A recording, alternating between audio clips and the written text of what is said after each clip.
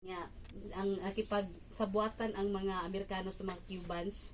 Wala mi kabalo na ana. Cubans kay kuan kanang namog sa business dito. Nya karon ang hitabo karon kanang katong nasunog gani nga kuan ato nasunog nga mga barko gani nga dako kaayo.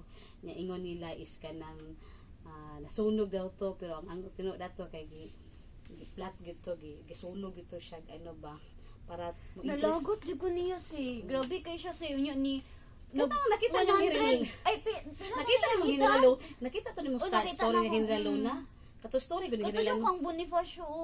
Grabe kaayo. Ang gaya rin ng Luna, Jun. Ay katong Hinralo na magipaadto niya dito daw di ba abot dito wala day siya. Pag man dito gitong grabe siya gi. Kuan kayo. daw, late na nalaman na siya ang ano kay Kay tungod sa letter. Kay gipaadto ba siya dito. Buhat Siya siya naman, siya, uy, kabaluhod ba kay si Luna atong sa ano katong daw, ginatrap gani ang Amerikano. Amerikano. Ano daw Amerikano si Luna lang daw ang pag-asa. na madaog daw ang Philippines. Si Gregorio del Pilar, pinakagwapo nga kuan. Si Gregorio del Tirad Pass, siya ang hero sa Tirad Pass. Ay, din ano, yun. si Marcelo H. Del Pilar, siya ang nag-ano sa La Solidaridad. Pero si Gregorio del Pilar gang anak na son na siya ni Marcelo H. del Pilar. I-categorize nimo ba?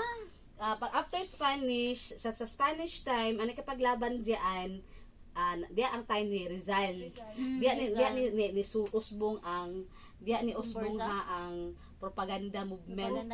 So kisa man ang main propagandist dia si tulungan to sila. Si Marcelo H. del Pilar, Del Pilar. o si Lopez Haina o si Rizal. Tulo ni sila kabuok sila. Naa sila yung mga pseudonames. Si Marcelo del Pilar, man siya. Ano siya? Laong-laan mo si Rizal. Dagan sila. Tabing il. nga to. Bantayan gini mo na ha. Unsa man ang propaganda movement. Dili na siya radikal. Assimilation? Mana assimilation? Assimilation. Isa na silang aims. Wala na sila daghan makinag purpose, objectives of kanang aim of propaganda movement. Usa na di ang assimilation of ano katong para mahimo tang town sa Spain.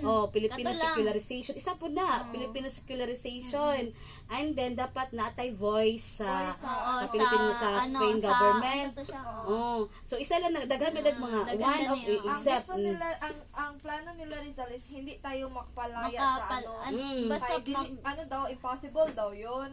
Ang gigawa nila is parang maging part daw tayo ng kay gani si Andres Bonifacio kay katong pagkadakop sa sige, ilaha. Padakbunta ka basta tunta ka nga asa ni sulod si Bonifacio. Sige. Una na to si Rizal. Si Rizal tulo sila no. Nadakpan na sila. Pag humanan na nag-away pa ni si Marcelo H. del Pilar o si Jose Rizal dito sa Europe. Ngano because of kanaging idealism. Okay, iba-iba mas ideology.